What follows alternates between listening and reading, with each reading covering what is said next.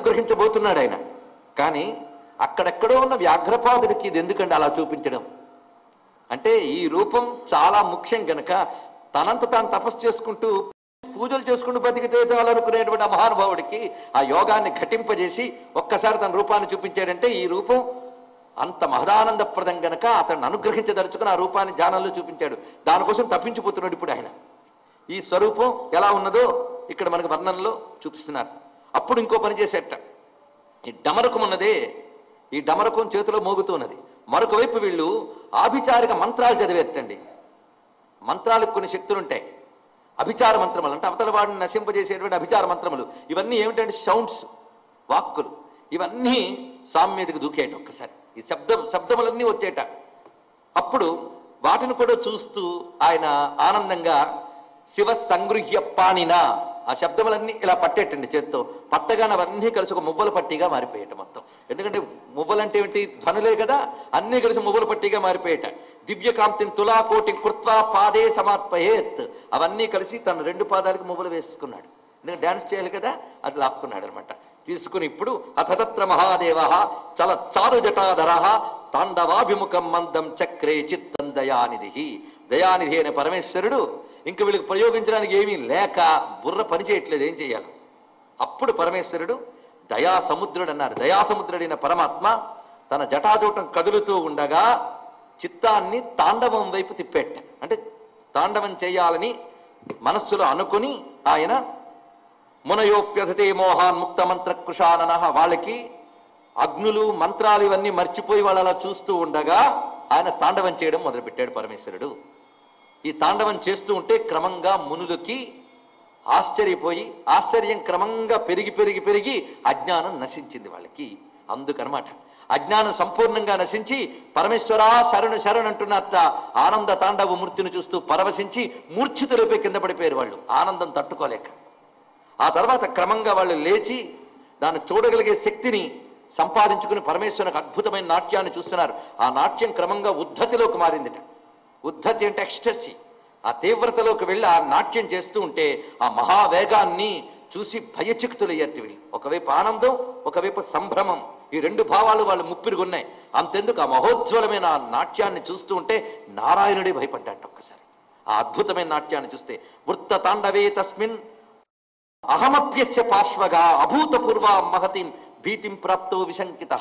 ఇదివరకు ఎప్పుడూ కలగనటువంటి ఒక భీతి నాకు కలిగింది. ఆ మహోజ్వలమైన ఆ మూర్తిని చూసినప్పుడు, ఆ మహోన్నతమైన ఆ శరీరం ఆ కదిలేటప్పుడు నాకు కలిగినటువంటి భీతి ఇంతవరకు ఎప్పుడు కలగలేదు సుమా అని. ఇదంతా ఎవరు చెప్తున్నారు?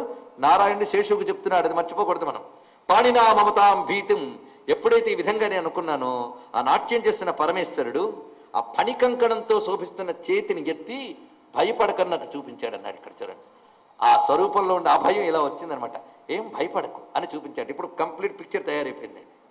ఆ కంకణం నుంచి సర్పం ఉంది, ఏం భయపడకన్నాడు. లీలగా చేతిని తిప్పుతూ ఉన్నాడు. ఎప్పుడైతే ఆయన ఏం భయపడకు అన్నాడో ఈ లోపల అక్కడికి తస్యాం గిరీంద్ర కన్యాయాం ఆగతాయాం తదంతికాం తాదృశీం సమయం వేగాత్ పార్వతీ చింతితాగత. ఒక్కసారి ఆ పరమేశ్వరుడు మనస్సులో ఎవరిని తలుచుకున్నాడో గానీ ఆ తలుచుకున్న వాళ్ళు వచ్చారట. ఎవరావిడ? అమ్మ పార్వతీదేవి వచ్చిందండి. అంటే శివుడు నాట్యం చేయాలంటే ఆవిడ ఉండాలి, ఆవిడ లేకపోతే ఆయనకు హుషారు లేదు. అందుకే కర్వ సర్వ మంగళ కళా కదంబ మంజరీ రస ప్రభాగ మాధురి విజృంభణ మధువ్రతం స్మరాంతకం పురాంతకం మఖాంతకం చెప్తున్నారు కదా అక్కడ. ఆ విధంగా ఇక్కడ కర్వ సర్వ మంగళ కళా కదంబ మంజరీ రస ప్రభాగ మాధురి విజృంభణ మధువ్రతం. ఎంత చక్కటి భావన చెప్పారో చూడండి. ఆ నాట్యం చేయాలి అంటే ఆవిడ కూర్చుని ఉండాలట. ఆవిడ ఎటువంటి ఆవిడ అంటే అకర్వ సర్వమంగళ, ఏ లోటు లేనటువంటి సర్వమంగళ స్వరూపిణి. సర్వమంగళ స్వరూపిణే కాకుండా కళాకదంబ మంజరి ఆవిడ.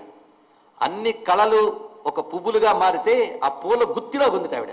అంటే సర్వకళా స్వరూపిణి, కళానిధి, కావ్య కళ రసజ్ఞా రససేవదిహి. కనుక కళానిధి కనుక సర్వమంగళ ఒక కళా కదంబ మంజరిగా ఉన్నదిట. ఒక పూల గుత్తిని చూసినప్పుడు తుమ్మిద మహోత్సాహంతో ఎలాగా ఎగురుతుందో అదే విధంగా ఈ పూల గుత్తి లాంటి అమ్మను చూసి పరమేశ్వరుడు తుమ్మిదలా ఎగిరేటండి ఇక్కడ. అందుకే మధువ్రతం అంటే తుమ్మిద. చూడండి ఎంత అందమైన భావన అందులో కనబడుతున్నది. అకర్వ సర్వ మంగళ కళా కదంబ మంజరి రసప్రవాహ మాధురి విజృంభణ మధువ్రతం స్మరాంతకం పురాంతకం భవాంతకం మఖాంతకం గజాంతకాంధకాంతకం తమంతకాంతకం భజే అని వర్ణించాడు కదా మహానుభావుడు తాండవ స్తోత్రంలో. ఆ విధంగా అమ్మవారు అక్కడికి వచ్చారు ఒక్కసారి. తస్యాం గిరీంద్ర కన్యాయా మాగతాయాం తదంతికం. ఎప్పుడైతే ఒక్కసారి ఆ గిరిజ అక్కడికి వచ్చినదో పుష్పవృష్టిం తతప్రీత్యా ససృజు త్రిదివౌక సహా. అమ్మ రాగానే గగనం నుంచి దేవతలందరూ కూడా కుసుమవృష్టి కురిపించారు ఆ పార్వతీ పరమేశ్వరులపై. ఆ తల్లి చూస్తున్నదిట. పైగా అక్కడున్న మరొక ఆడ రూపం ఉంది. ఎవరు? ఆవిడ ఉన్నారు అక్కడ. ఆవిడ్ని చూసి నవ్విందిట పార్వతీదేవి ఒక్కసారి. భలే భలే మా ఆయనతో పాటు వచ్చామన్నమాట నువ్వు అని. తదద్భుతమహం త్యక్వా కాంతారూపం పునఃశివం.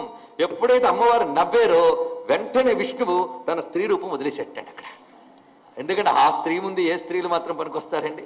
అందుకే తన జగన్మోహిని రూపాన్ని విడిచిపెట్టాడు. చూడండి, ఇక్కడ నారాయణుడు తన మాయామోహన రూపాన్ని విడిచిపెట్టాడు, పరమేశ్వరుడు తన మోహన